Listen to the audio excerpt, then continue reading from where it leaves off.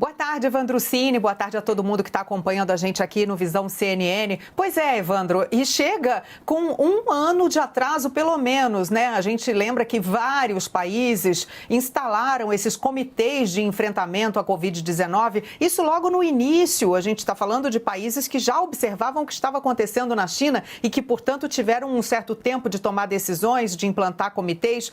Caso nosso, inclusive, porque nós vimos toda a situação na Europa, na Itália, aquelas imagens, né, absurdas que nós vimos lá de sepultamentos em excesso, e depois nós, de mais de um ano da chegada dos primeiros casos ao Brasil, estamos, enfim, também com o nosso comitê. Um outro país também que instalou seu comitê logo no início da pandemia, ainda no governo Trump, que a gente se lembra que era, a princípio, um negacionista, minimizava a gravidade da pandemia, mas os Estados Unidos instalaram também seu comitê logo desde o comecinho da chegada da pandemia. A gente vai ter aqui a presença dos nossos analistas, temos o Igor Gadelha, que traz bastidores da reunião entre os três poderes, em que o presidente Jair Bolsonaro começou já falando contra o lockdown, e também teremos aqui todos os nossos outros analistas, Leandro Rezende, o Yuri Pita daqui a pouco chega para se unir a nós também, e nós vamos então fazer com que você que está aqui conosco assistindo ao Visão CNN, saia daqui com tudo, sabendo tudo que vai ser feito de agora em diante com a formação desse comitê. Bom, Igor Gadelha, como eu já chamei você, então, dizendo o que você tem de bastidores, a gente começa lembrando também que o presidente Bolsonaro não mudou o seu discurso, mesmo com a formação desse comitê, mesmo com todos falando em união, falando em unificar a comunicação, vimos que ele falou sobre tratamento precoce, que infelizmente não existe, e como você apurou, já abriu a reunião falando contra o lockdown, foi isso? É isso, Carla. Boa tarde para você, para o Evandro, para o Leandro e para todos que acompanham aqui o Visão CNN. A gente traz bastidores do que aconteceu a portas fechadas na reunião, né? Depois da reunião, o presidente e outras autoridades deram aquelas declarações, fizeram aqueles pronunciamentos, mas o que importa também é o que aconteceu ali dentro da reunião.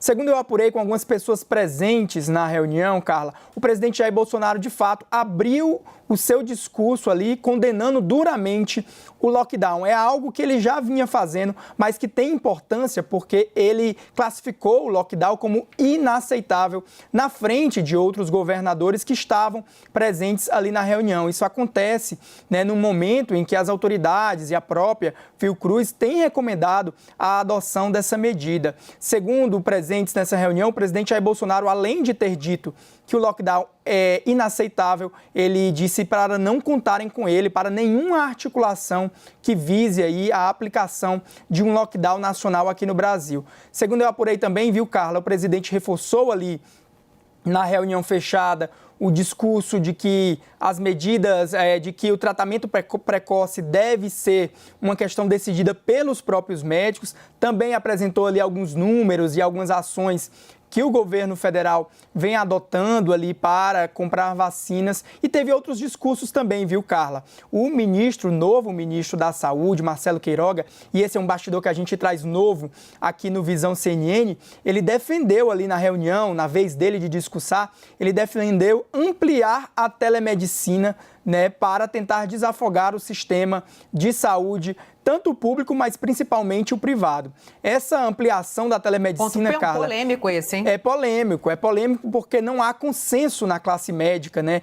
Quando no ano passado houve ali uma série de liberações para ampliação da telemedicina, houve alguns médicos, alguns representantes ali que reclamaram, né, dessa medida. Então, foi uma medida que o novo ministro da Saúde, Marcelo Queiroga, defendeu nesse encontro. Um terceiro ponto, se você me permite, Carla, foi o presidente da Câmara, Arthur Lira. Ele defendeu ali na reunião que é preciso ser tratado como prioritário políticas para o transporte público na pandemia. Segundo ele, é preciso aí pensar alguma coisa para evitar as aglomerações em ônibus e metrôs de todo o Brasil.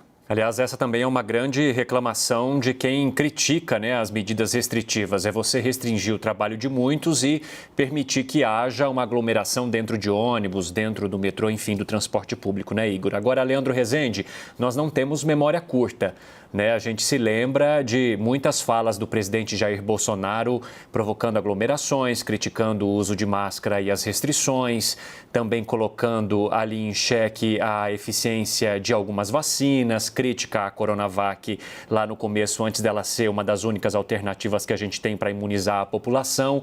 E agora, mesmo com essa mudança no tom ali, junto com outras autoridades do país, a gente viu ainda o presidente defendendo, né, o chamado kit Covid, ou o tratamento que ele chama de off-label pelos médicos. Você acredita que os governadores e prefeitos também, que desde o começo da pandemia vêm discutindo toda essa situação, esse negacionismo com o presidente, vão acreditar na proposta que agora ele pretende começar com essas reuniões semanais? Evandro, boa tarde para você, para o Igor, para a Carla, para todo mundo com a gente aqui no Visão CNN.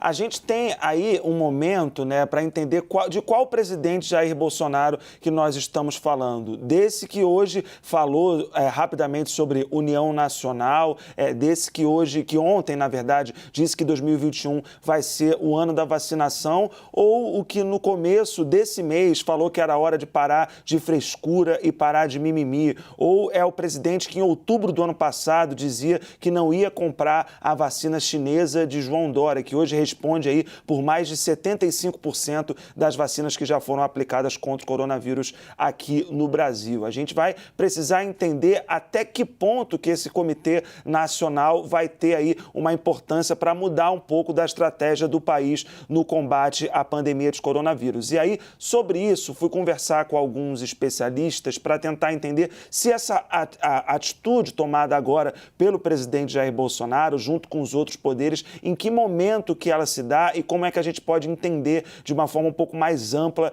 esse Comitê Nacional. E aí eu conversei, por exemplo, com a epidemiologista Etel Maciel, que é da Universidade Federal do Espírito Santo. E ela me lembrou o seguinte, até Carla agora na abertura do Visão CNN mencionou isso.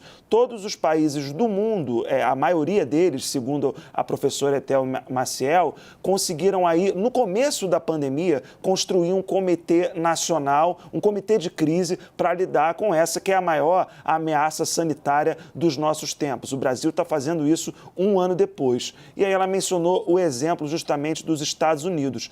O ex-presidente americano, Donald Trump, criou esse comitê nacional, uma força-tarefa nacional contra o coronavírus, no dia 29 de janeiro de 2020. Incluiu dentro dessa força-tarefa pessoas que pensavam contra ele. O principal, né, o cientista Anthony Fauci, que inclusive chegou a trocar farpas diversas vezes com o Donald Trump. Trump criticava muito ele, Fauci, por sua vez, criticava muito também Donald Trump. Eram pessoas que pensavam de maneira diferente, mas que estavam no mesmo comitê. A preocupação é, esse Comitê Nacional vai ter vozes divergentes do que pensa o presidente Jair Bolsonaro? É um tema para a gente acompanhar daqui para frente.